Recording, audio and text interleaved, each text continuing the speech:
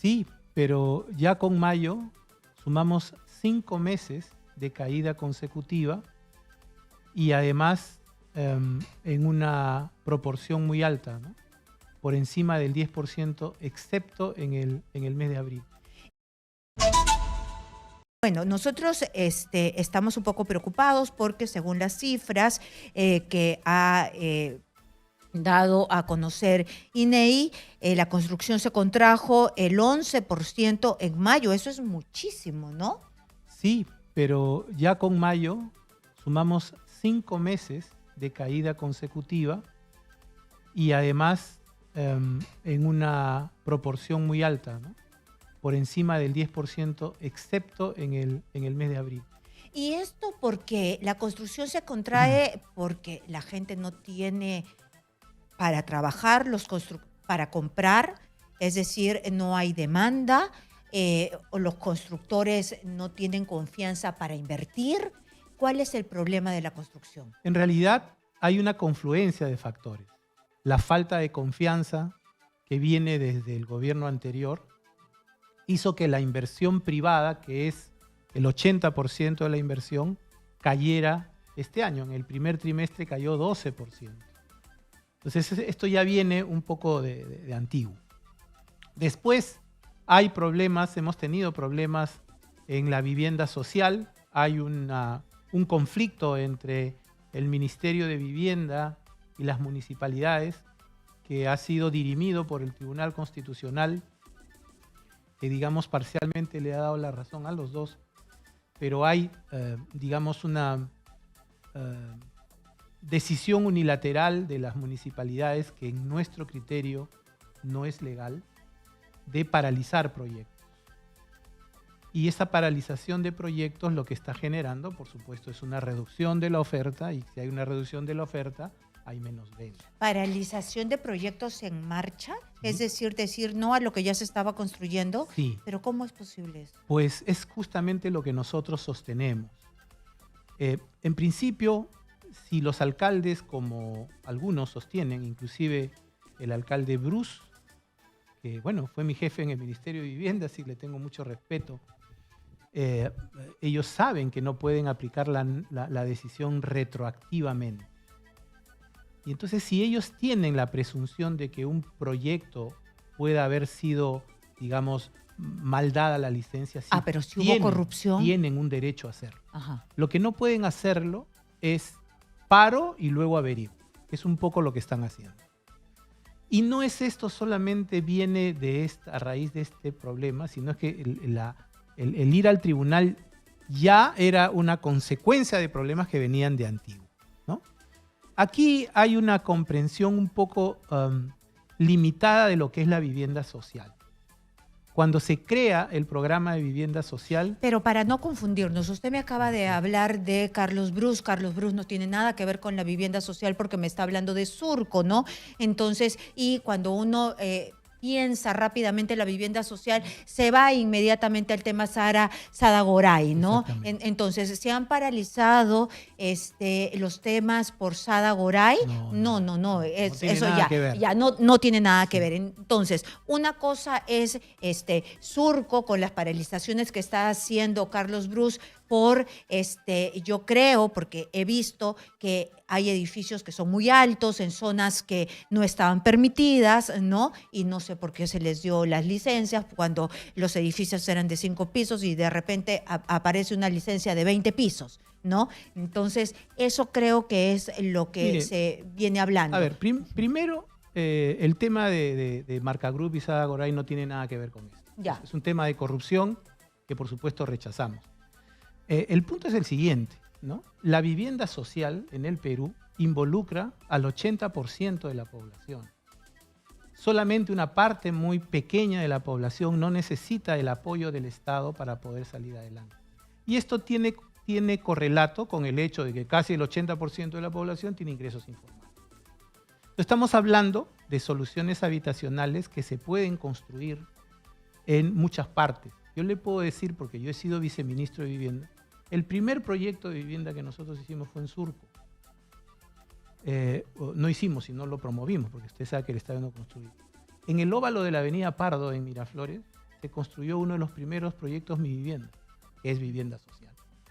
Claro, pero Mi Vivienda en este momento no es lo que entiendo se necesita, sino techo propio, ¿no? Porque está tan complicada la situación. Mi Vivienda había alcanzado un nivel de desarrollo interesante. Sí. Ahora está bajando justamente por estos problemas. Techo propio comenzó a crecer, pero este tema de corrupción lamentablemente lo ha frenado. Lo ha frenado. Entonces tenemos dos frentes que tenemos Frenados. que manejar. Y esto lo que nos obliga a entender es lo siguiente. Las ciudades tienen que crecer hacia arriba porque si seguimos extendiéndonos va a ser mucho más caro y más difícil, primero. Segundo, uno no puede pensar en un distrito, sino tiene que pensar en una ciudad. La vez pasada alguien me decía, pero ¿cómo vas a hacer vivienda social en San Borja? Y yo digo, perdón, en San Borja están las torres de San Borja, las torres de Limatambo, en San Isidro está el proyecto Santa Cruz, en Miraflores, Barboncito. Pero yo recuerdo que en el boom de Mi Vivienda estaban en todos lados, ¿no? Exactamente. Porque te daban el crédito Mi Vivienda y tú comprabas el departamento que bien querías, ¿no? Exactamente. Y hay un tema importante también. El mercado, digamos, fuera de Mi Vivienda es un mercado que no crece. Y entonces distritos que antes estaban exclusivamente dedicados a un segmento social, si quieren seguir creciendo, tienen que abrir un poco a esto. Porque esto además tiene una condición demográfica. Se critica mucho que haya viviendas de 40 o 45 metros cuadrados. Pero ocurre que ya el 15% de la demanda en este momento es de lo que se llaman millennials. Los millennials son gente joven que no tiene proyecto de formar una familia, uno. Y segundo, que no tiene como yo, que tengo 63 años, el sueño de la casa propia. Yo vivo hace 22 años en mi misma casa. Mi hijo, que es millennial, se ha comprado un departamento y ahora está pensando si vale la pena seguir ahí o irse a otro. Y tiene 5 años en el departamento. Esa realidad hay que reflejarla porque si no, la ciudad se envejece e igual se informaliza.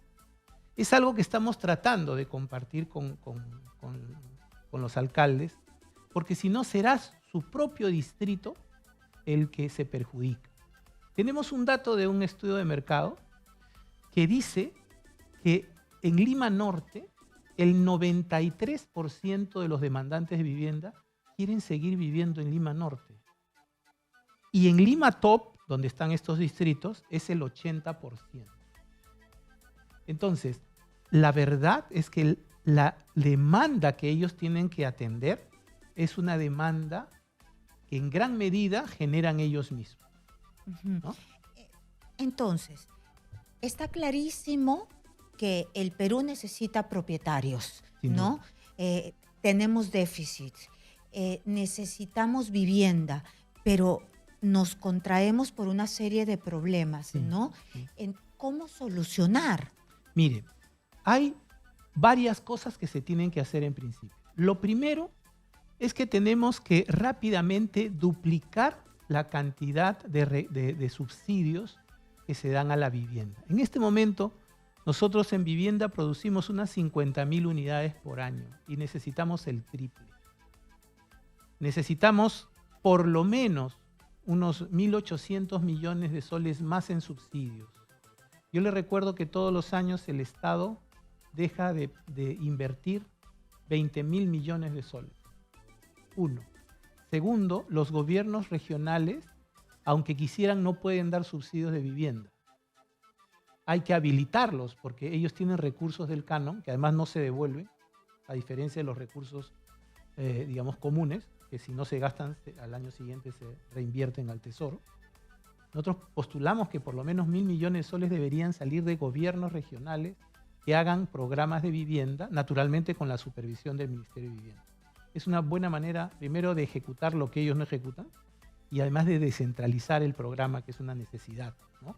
Zonas como Cusco, que tienen un canon muy importante, Arequipa, que tienen muy baja producción de vivienda social, podrían crecer si es que se permite utilizar los programas de Y en este momento, ¿la corrupción permite hacer algo? Porque estamos viendo qué es lo que ha pasado en mi vivienda.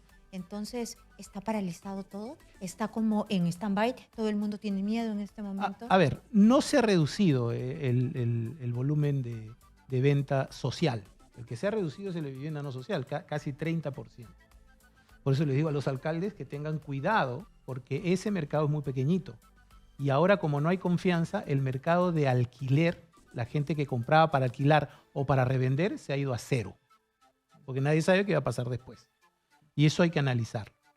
Pero la corrupción, y lo digo con dolor, porque nosotros creamos este programa, durante 20 años no se habló de corrupción en vivienda. ¿Qué es lo que ha ocurrido?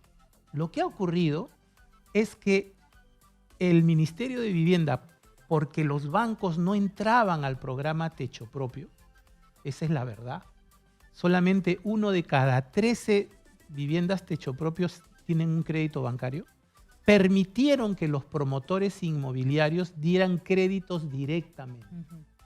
Y para dar créditos directamente, ya no, ese crédito no lo regula la superintendencia de banca, ¿no? No, lo regula el propio ministerio con estos famosos fideicomisos. Ahí ha habido la debilidad y hay que corregirlo. Naturalmente, en el mediano plazo lo que tenemos que hacer es que los bancos entren a financiar. Pero vivienda. usted lo está viendo como si fuese viceministro. Pero ahora véalo como capeco, Correcto. como empresario. Sí, claro. Ha sido una empresaria, la coimeadora. Por supuesto. Y ahora ustedes como capeco, ¿qué hacer para que los empresarios peruanos, es decir, no podemos estar sobreviviendo y revolcándonos en la corrupción que después afecta a todos, porque se paraliza pues el mercado, porque no hay confianza? Mire, lamentablemente la corrupción no tiene límites. En este mismo caso hay un periodista involucrado. Sí, Y lo nosotros lamentamos mucho. Y nosotros lamentamos que una empresaria, por su ambición, ponga en entredicho, y usted tiene una legítima preocupación, a cientos de empresarios que en el Perú construyen vivienda social sin recurrir a la corrupción. Nosotros hemos sufrido eso porque esta señora era asociada de Capeco e inmediatamente la sacamos del gremio. Y eso es lo que pueden hacer los gremios internamente. Ser claros en esto. Estamos trabajando ya, hace un par de años, el defensor del cliente inmobiliario, donde cualquier cliente puede reclamar en caso de que haya algún problema con un inmobiliario y funciona perfectamente bien porque es un órgano independiente. Capeco tiene además una entidad que hace certificación de la calidad del servicio de estas personas. Va y les pregunta a los clientes que ya usan la vivienda, oye, ¿esto funcionó o no? Y adquieren una certificación que es una garantía respecto a eso. Pero lo que queremos en realidad es que no haya vulnerabilidad en el programa. Durante 20 años o 18 años, cuando todo lo manejaban con los bancos, no hubo ninguna corrupción. Cuando sale del control, se produce este problema. ¿Y a partir de cuándo sale de control de los bancos? ¿A partir de cuándo le dan la disposición se dio en el año 2018. Repito, no era una mala idea. Era una forma de suplir una falta de acceso al crédito, pero ha demostrado ser vulnerable. Claro, y además hay que poner énfasis en la lucha anticorrupción desde todos los sectores, ¿no? Porque es verdad que el sector de la vivienda social, pero no solamente ese sector de la construcción, ¿no? Porque hemos visto que el Club de la Construcción, Odebrecht, una serie de cosas que no se pueden volver a repetir, y los empresarios son los llamados a decir: este es el corrupto, este nos está haciendo daño, porque o si no, nunca vamos a salir. Igual, nosotros reaccionamos muy rápidamente también frente a esos casos, pero lo que hemos planteado es que tenemos que cambiar las reglas. Porque antes eran el Club de la Construcción, después han venido los chinos y continúa. ¿Y sabe por qué continúa? ¿Por qué? Porque las normas lo permiten. son normas que no evalúan la calidad. Hoy día se acaba de declarar desierto el puente Santa Rosa, con lo cual lo que están haciendo en el aeropuerto no se va a usar porque no se va a poder llegar. Así de sencillo. ¿Y por qué? Porque el expediente era malo. Nadie se presentó. Entonces, ¿Y cuánto tiempo se han demorado en ese expediente? se han demorado un montón, pero ¿qué es lo que ocurre? Seleccionan mal. ¿Y sabes por qué se seleccionan mal? Porque pagan poco. Se entregan expedientes técnicos, contratan consultores para expedientes técnicos al 60% del valor No, pues de así, referencia. este, Está es claro que imposible. ese proyecto va a salir mal. Entonces, si las reglas no cambian, uno va a meter presos, se van a sacar a todos de los gremios y van a venir otros. Porque como decía mi abuela, en arca abierta hasta el justo peca. Y eso es lo que tenemos que evitar. Otro tema, tenemos que fortalecer a los gobiernos regionales. Se dice, Y técnicamente, ¿no? vamos a capacitarlos. Al año siguiente ya no están esos técnicos. ¿Qué proponemos nosotros? Que lo que se certifique con normas ISO, son normas de calidad, es a la oficina de ingeniería. Porque si la oficina de ingeniería, lo dice un tercero, no el Estado, exige un ingeniero de tal condición, cuando vaya a recertificarse, porque esto se hace periódicamente, si no está, simplemente le quitan la certificación, no pueden ejecutar.